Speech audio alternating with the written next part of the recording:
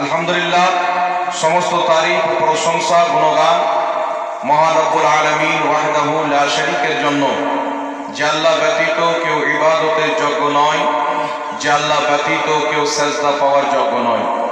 যেই মহান রব্বুল আলামিনের জাত ও সিফাতে কোনো রকমের কোনো শরীক বা অংশীদার নাই, সেই মহান রব্বুল আলামিন ওয়াহদাহু লা শারীকের অগণিতবার অসংখ্যবার আমরা শুকরিয়া আদায় করি, যিনি আমাদেরকে আজকের এই পবিত্র উরুস মুবারক হুজুর কুতুবে বাঙ্গাল সৈয়দি সরকার কুতুবউদ্দিন আখতার আলী আল কাদরি রহমাতুল্লাহ আলাইহ পবিত্র উরুস মুবারকে মহান রব্বুল আলামিন নিজের বিশেষ দয়ায়, নিজের মেহেরবানিতে উপস্থিত করেছেন। আল্লাহ পাকের আমরা সকলে শুকরিয়া আদায় করি। সকলে পাঠ করুন আলহামদুলিল্লাহ। আল্লাহ পাকের হামদ ও সানার পর রাসূল আকরাম নূরে মুজাসসাম সরওয়ারে দু আলম রহমাতুল লিল আলামিন শফিউল মুজনবিন আনিসুল গারিবিন ইমামুল আম্বিয়া মক্কার সরদার মদিনার তাজদার মা আমিনার লাল আব্দুল্লাহ নয়নতারা শাফাতের কান্ডারি রহমতের ভান্ডারি কাল কিয়ামতের কঠিন দিনে সুন্নি সহিহুল আকীদা মুসলমানদের শাফাআতকারী তাহা ওয়া ইয়াসিন সিরাজা মুনির বশীর ও নজির হাজির ও নাজির আহমদে মুস্তাফা জনাবে মুহাম্মদুর রাসূলুল্লাহ সাল্লাল্লাহু তাআলা আলাইহি ওয়া আলিহি ওয়াসাল্লামের প্রতি অগণিতবার অসংখ্যবার দরুদ ও সালাম দৃষ্টির ন্যায় বর্ষিত হোক, গর্বিত হোক। সকলে বলুন আল্লাহুম্মা আমিন। বিরাদর ইসলাম, উপস্থিত সম্মানিত মুসলিম দরদি ভাই ও বাবুজিরা, পর্দার আড়ালের মা ও বোনেরা, আপনারা সকলে অবগত আছেন, জানেন এই বছর দিয়ে এই পবিত্র মাহফিলে আল্লাহ পাকের মেহেরবানিতে এবং হুজুর সৈয়দি সরকার কুতুবউদ্দিন আখতার আলী আল কাদরি রহমাতুল্লাহ আলাইহির ফিউজ ও বরকাতে এই পবিত্র স্টেজ আমার দ্বিতীয়বার। আর আল্লাহর মেহেরবানিতে আল্লাহ নিজের দয়াতে হাজির করিয়েছেন। আপনারা সকলে আমার জানা মতে হুজুর কুতুবে বাঙ্গাল সৈয়দি সরকার কুতুবউদ্দিন আখতার আলী আল কাদরি রহমাতুল্লাহ তাআলা আলাইহির দিওয়ানা, মুরিদিন এবং চাহনেওয়ালা। আর আলহামদুলিল্লাহ, বড় বড় দরবার শরীফে, বড় বড় জায়গাতে বাবা চলে যাওয়ার পর বেটাকে মূর্খ বানিয়ে, ইঞ্জিনিয়ার বানিয়ে, ডক্টর বানিয়ে পীর সাহেব ইন্তিকাল করেছেন। তিনার বেটারা ইলম অর্জন করতে পারেনি, নিজে পথভ্রষ্ট হয়েছে, মানুষকেও পথভ্রষ্ট করেছে। কিন্তু আলহামদুলিল্লাহ, হুজুর কুতুবে বাঙ্গালের এই পবিত্র দরবার শরীফ তিনি আপনাদের ঈমান এবং আমলের রক্ষায় অসংখ্য খিদমত করেছেন, পরিশ্রম করেছেন। আর আপনাদেরকে আজ এই হিমতির মাটিতে নিজের দুটি চশমা চেরাগ, দুটি চোখ, একটি সৈয়দ মুস্তারশিদ আলী আল কাদরি, একটি সৈয়দ ইস্তিরশাদ আলী আল কাদরি মাদ্দাজিল্লাহুল আলী ওয়াল নুরানি, নিজের দুটি চোখ আপনাদেরকে দিয়ে গেছেন, নিজের কলিজা এবং ধড়কনকে দিয়ে গেছেন। এই দুইজনকে সামনে রাখা, মহব্বত করা, ইনাদেরকে ভালোবাসা আপনাদের আমাদের ঈমানি দায়িত্ব।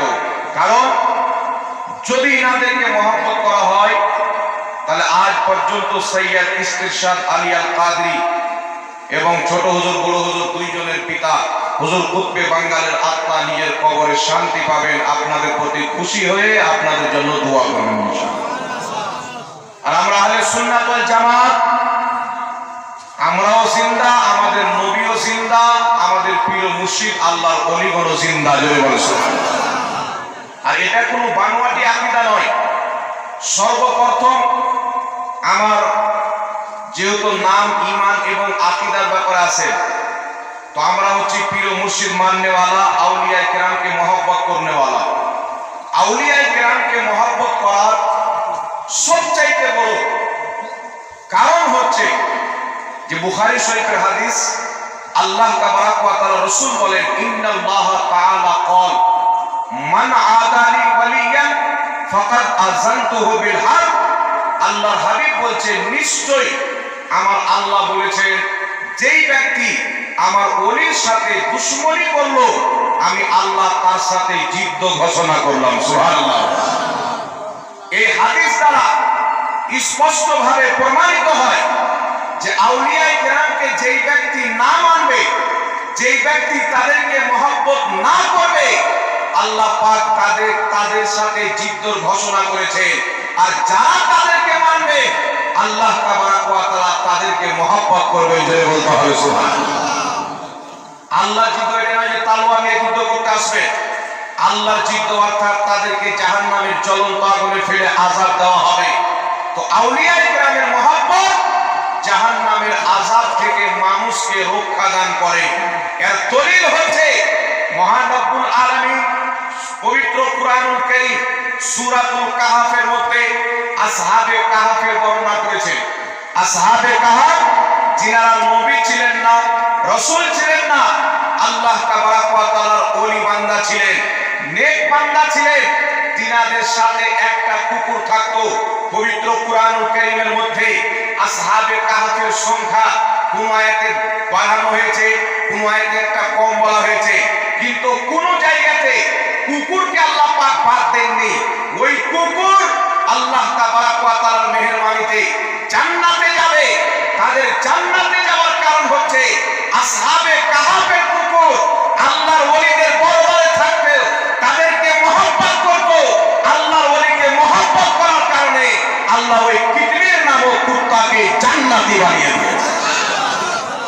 আর আউলিয়া ইকরামকে চিনতে হবে, জানতে হবে, যাদের কারণে আল্লাহ তাবারাক ওয়া তাআলা জমিন ও আসমানকে কায়েম রেখেছেন। এই পৃথিবীর মাটি, একটা কথা মনে রাখবে, আমরা হচ্ছে আহলে সুন্নাত ওয়াল জামাত, আল্লাহকে মানি, নবীকে মানি। কিছু মার্কেটের লোক বাড়িয়েছেন, তাদের বড় বড় মাদ্রাসা আছে, বড় বড় লেকচার দেয়, বড় বড় ক্যামেরা রয়েছে। তারা জালসা করলে শুধু নামাজ নামাজ নামাজ, মানুষকে ধারণা দেয় যে শুধু নামাজ পড়া, আমরাই নামাজ পড়ি, আউলিয়া ইকরামকে মাননেওয়ালা নামাজ পড়ে না। কিন্তু ইতিহাস সাক্ষী আছে, আপনারা সকলে জানেন, এই পৃথিবীর মাটিতে আজমিরের খাজা মঈনুদ্দিন চিশতি হোক, আপনাদের প্রিয় মুর্শিদ হুজুর কুতুবউদ্দিন আখতার আলী আল কাদরি হোক, গৌসে আজম বাগদাদি হোক, জুনাইদে বাগদাদি হোক, নিজামউদ্দিন আউলিয়া দিল্লি হোক, সিরাজউদ্দিন আফিফা বাঙ্গাল হোক, এই পৃথিবীর মাটিতে, ভারতের মাটিতে হোক, সৌদিয়ার মাটিতে হোক, ইয়ামানের মাটিতে হোক, পৃথিবীর মাটিতে আল্লাহর ইবাদত করে যারা ওলি হয়েছে, তারা একটাও কোনো বাতিল মতবাদের ছিলেন না, তারা সবাই ছিলেন আহলে সুন্নাত ওয়াল জামাত, সুন্নি মুসলমান। খাজা মঈনুদ্দিন চিশতি সুন্নি মুসলমান, নিজামউদ্দিন আউলিয়া সুন্নি মুসলমান, গৌসুস সাকলাইন সুন্নি মুসলমান। এখন যারা শুধু নামাজকে নিয়ে ব্যস্ত আছে, তাদেরকে বলেন নামাজ পড়তে পড়তে কপালে তো হাতটা ফেলে দিয়েছো, তোমাদের মধ্যে কোনো ওলি আউলিয়া কেন খুঁজে পাওয়া যায় না? এই জন্য পাওয়া যায় না, নামাজি তারাও হয়েছে, নামাজি আমরাও হয়েছি। তাদের আমাদের মধ্যে তফাৎ হলো, তারা ইয়াসিদকে মেনে নামাজি হয়েছে, আমরা হুসাইনকে মেনে নামাজি হয়েছি। ইয়াসিদ জাহান্নামী, তার মাননেওয়ালা জাহান্নামী, হুসাইন জান্নাতি, হুসাইনকে মাননেওয়ালা হুসাইন জান্নাতি। শুধু নামাজি হলে হবে না, নিজের ঈমানকে বাঁচিয়ে নামাজি হতে হবে। একটি কথা মনে রাখবেন, ঈমান কার নাম? ঈমান হচ্ছে আল্লাহর হাবিব সাল্লাল্লাহু আলাইহি ওয়াসাল্লামকে নিজের জান চাইতে, নিজের মাল চাইতে, নিজের ওয়ালিদাইন পিতা মাতা চাইতে, নিজের সন্তান সন্তানি চাইতে, এক কথা আল্লাহর পর সবচাইতে বেশি যারা রাসূলের সম্মান করবে, রাসূল পাকের আদব করবে, রাসূল পাককে মহব্বত করবে, তারাই ঈমানদার হবে, তাদেরই নামাজ কবুল হবে। যারা 5 ওয়াক্তের নামাজের কথা বলে নবী পাক 6 জায়গাতে ভুল করেছে। যারা 5 ওয়াক্তের নামাজ পড়ে তারা বলে নবী লিখতে পড়তে জানো না। যারা 5 ওয়াক্তের নামাজ পড়ে তাদের গুরু লিখেছেন নবীর পর নবী আসতে পারে। যারা তাবলীগী জামাত করে নামাজি বানিয়ে বেড়ায় তারা লিখেছেন নবীর জ্ঞান চাইতে শয়তানের জ্ঞান বেশি। যেই ব্যক্তি নামাজি হয়ে নবী মুস্তাফার গুস্তাখি করবে সেই ব্যক্তি মুসলমান হতে পারে না। আর যারা নবী পাকের প্রতি ঈমান এনে নামাজ পড়বে তারাই মুসলমান হবে। তাই আল্লামা ইকবাল বলেছে মোহাম্মদ কি मोहब्बत दिल में हक की शर्त अव्वल है, कर हो इसी में खामी तो सब कुछ नामुकम्मल है। রাসূলের मोहब्बत ইসলামের প্রথম শর্ত। এটার মধ্যে যদি ত্রুটি হয়ে যায় নামাজ রোজা হজ যাকাত সব বেকার। আমল চলে যাবে, ছালাও চলে যাবে। ঈমান যদি চলে যায় আমল থাকবে না, ছালা যদি চলে যায় তাহলে ছালার মধ্যে আম থাকবে। এই জন্য বলেন ঈমান যদি চলে যায় আমল টিকবে না বাবা। একটা কথা মনে রাখবেন, আজ ইউটিউবের মধ্যে ফেসবুকের মধ্যে দেখতে পাওয়া যায় কেউ বলে নবী 6 জায়গায় ভুল করেছে, কেউ বলছে নবী পাকের কোনো ডিগ্রি ছিল না তাই ভুল করেছেন, আমাদের ডিগ্রি আছে আমরা ভুল করবো না। কেউ বলছে নবীর মুখ দিয়ে দুর্গন্ধ বের হতো, কেউ বলছে নবীর কবরে মরা মানুষ পড়ে আছে, কেউ বলছে নবী কিয়ামতে কোনো উপকার করতে পারবে না, কেউ বলছে নবী কবর থেকে উম্মতের কোনো সাহায্য করতে পারে না। যারা এই ধরনের আকীদা রাখে যতই নামাজ পড়ুক, শুধু আজকে এই মতন নামাজি নাই, আমার রাসূলুল্লাহর জামানাতে যুলখায়সরা বহুত বড় নামাজি ছিল, ইমাম হুসেনের জামানাতে ইয়াজিদ বহুত বড় নামাজি ছিল। যুগ যুগে নামাজ পড়নে वाला, দাড়ি রাখনে वाला, টুপি রাখনে वाला, পাঞ্জাবি পড়নে वाला, বক্তব্য দেনে वाला দুনিয়াতে মুসলমান নাম দিয়ে বেরিয়েছে। কওরের অন্তরে নবীর মহব্বত ছিল না, জাহান্নামী হয়ে গেছে। কওরের অন্তরে আহলে বাইতের মহব্বত ছিল না, জাহান্নামী হয়ে গেছে। কিন্তু এই শরীরের মাটিতে একমাত্র আহলে সুন্নাত ওয়াল জামাত, যাদের কলিজাকে যদি দুই ভাগ করা হয়, এক ভাগে মুস্তাফার মহব্বত পাওয়া যাবে, আর এক ভাগে আহলে বাইতের মহব্বত পাওয়া যাবে। নারে তাকবীর, নারে তাকবীর, নারে রিসালাত, নারে হায়দারি। মহব্বতের নাম হচ্ছে ঈমান, আদবের নাম হচ্ছে ঈমান। নবীর চুল পরিমাণে গুস্তাখি করনে वाला মুসলমান থাকতে পারে না। তুমি বুখারী পড়িয়ে কি করবে, দারুল উলুম খুলে কি করবে?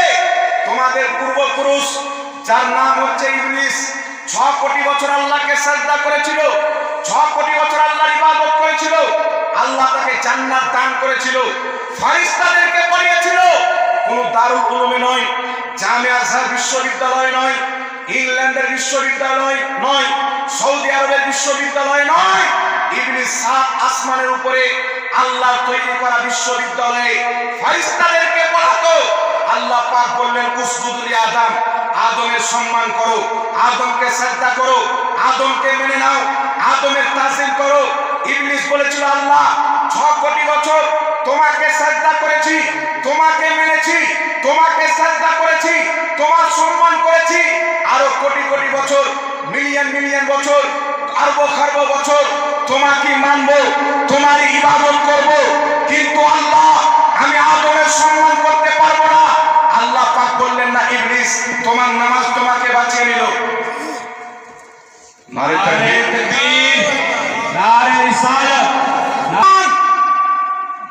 নামাজ পড়তে হবে না এই কথা কোনো ফিরকা বলে না, রোজা রাখতে হবে না কেউ বলে না, 5 ওয়াক্তের নামাজের কথা আমরা বলি আলহামদুলিল্লাহ। আমার জীবন আমি শত শত লোককে 5 ওয়াক্তের নামাজি বানিয়েছি, কত লোকের চেহারাতে দাড়ি সাজিয়েছি, কিন্তু তোলা টাবলা উঠিয়ে যারা নামাজ দেখানোর জন্য পড়ে, আমি আপনাকে বলতে চাই সবচাইতে বেশি নামাজ ইবলিসের ছিল, সাজদা ছিল, তাসবিহ ছিল, তাহলিল ছিল। শুধু দুনিয়ার কোন ইউনিভার্সিটিতে নয়, আসমানের উপরে ফেরেশতাদেরকে পড়াতো, জান্নাতের মধ্যে থাকতো। কিন্তু আল্লাহ পাক বললেন উসজুদু লি আদম, আদমকে সাজদা করো, আদমের সম্মান করো, আদমের তাজিম করো। ইবলিস বলল আল্লাহ আমি তোমার সম্মান করেছি, তোমাকে সাজদা করেছি, যতদিন বাঁচবো কোটি কোটি বছর সাজদা করেছি, আরো কোটি কোটি বছর সাজদা করব, কিন্তু তোমার আদমের সামনে মাথা নত করব না। আমার আল্লাহ বললেন না ইবলিস তোমার 6 কোটি বছরের সাজদা তোমাকে বাঁচিয়ে নিল, তোমার 6 কোটি বছরের ইবাদত তোমাকে বাঁচিয়ে নিল। আল্লাহ বলেন নাই ফেরেশতাদের শিক্ষকতা করা তোমাকে বাঁচিয়ে নিল, আল্লাহ বলেন নাই ফেরেশতাদেরকে ইলম শেখানো তোমাকে বাঁচিয়ে নিল, আল্লাহ বলেন নাই জান্নাতে থাকা তোমাকে বাঁচিয়ে নিল, আল্লাহ এই কথা বলেন নাই তোমার 6 কোটি বছরের সাজদা তোমাকে বাঁচিয়ে নিল। আমার আল্লাহ তাবারক ওয়া তাআলা তাকে কাফির ঘোষণা করে, মুরতাদ ঘোষণা করে কিয়ামত পর্যন্ত আকীদা কায়েম করে দিয়েছে। যদি কোনো ব্যক্তির অন্তরে নবীর আদব না থাকে, নামাজ যতই পড়ুক ইবলিসের মান্যকারী হবে, আর যার অন্তরে নবীর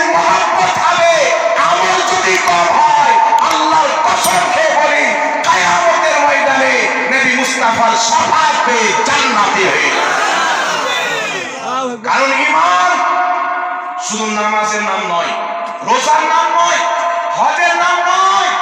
কোন ব্যক্তি যদি নিজের কানেকশন মুস্তাফা জানে রহমাতের সাথে করে নেয়, রাসূলুল্লাহ সাল্লাল্লাহু আলাইহি সাল্লামের প্রতি নিজের জানকে কুরবান করে দেয়, নবী মুস্তাফার নিসবতে ওই ব্যক্তিকে মুসলমান বলা হয়। আর যারা নামাজ পড়ে খোট বের করে, আর এই এখনকার নামাজে কি হিমচিতে নামাজ পড়ে, কাবা ঘরে নামাজ পড়ে, শুনেন আল্লাহর নবীর পিছনে নামাজ পড়নেওয়ালা কিতাবটির নাম হচ্ছে তাফসিরে নিশাপুরি। ইবনে আব্বাস রাদিয়াল্লাহু তাআলা আনহু থেকে বর্ণিত, আল্লাহর নবী সাল্লাল্লাহু আলাইহি সাল্লামের জামানায় একজন ব্যক্তির একটা উটনি হারিয়ে গেল।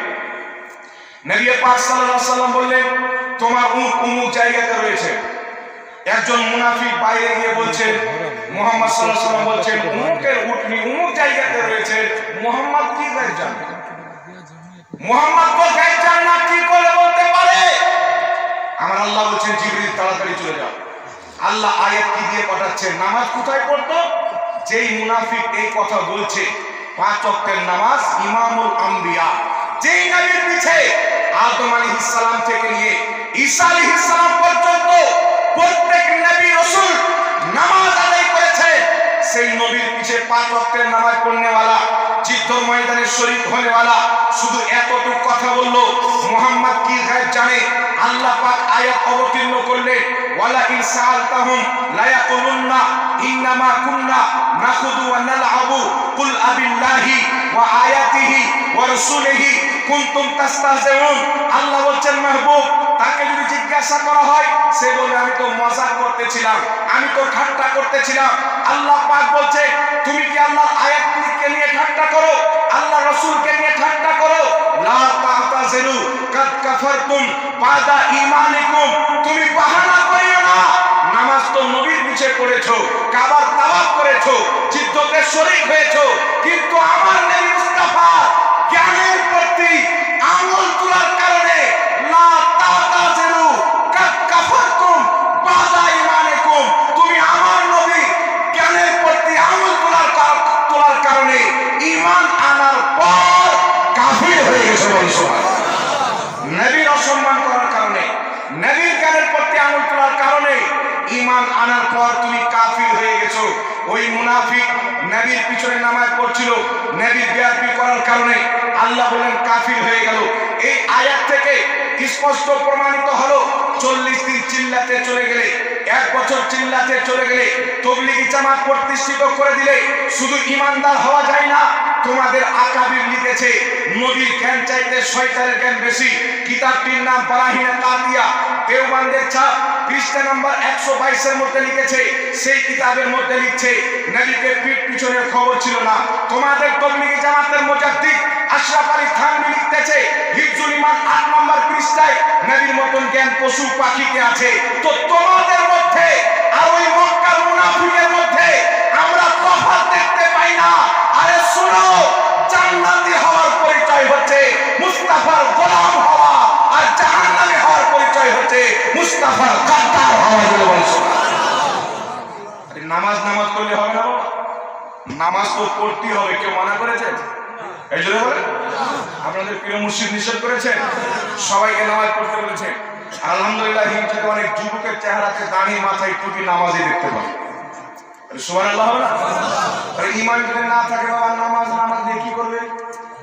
এদের তৌফিক হয় না কোন জালসা রাসূলুল্লাহ শান মান বয়ান করবে, হিম্মত হয় না যে আহলে বাইতের শান বয়ান করবে, হিম্মত নাই গৌসে সাকলাইনের শান বয়ান করবে, হিম্মত নাই সাহাবায়ে কেরামের আজমত বয়ান করবে, হিম্মত নাই রাসূলের পাকের শান ও শওকত বয়ান করবে।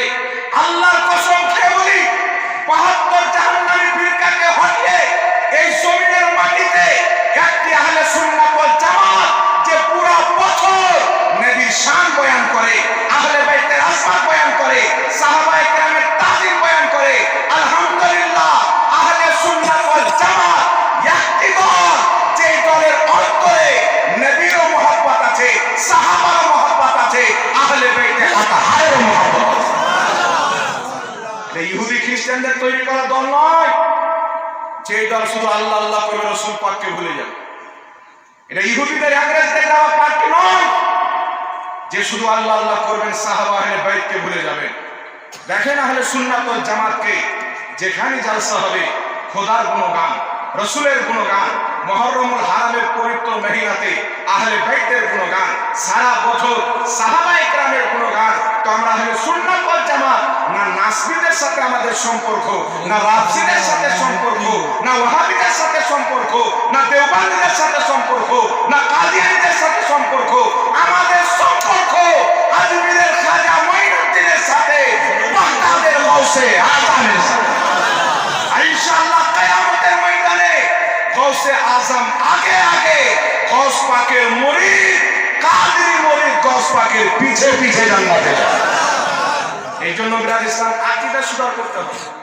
আচ্ছা বলেন তো, ইসলামের আকীদা, নবী তো জিন্দা আছেন, এই বিষয়ে অনেক আলোচনা আপনারা শুনেছেন, আগামী তো শুনবেন, কিন্তু আউলিয়ায়ে কেরাম জিন্দা, এটা একটা আহলে সুন্নাত ওয়াল জামাতের আকীদা।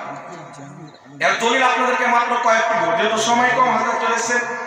এর পর আরো হুজুর শেখুল হাদিস হযরত আল্লামা মুফতি মুমতাজ হোসেন হাবিবি সাহেব কিবলা মাদ্দাজিল্লাহ আলী, তিনি এই স্টেজের জিনাত সৌন্দর্য তাশরীফ আনবেন।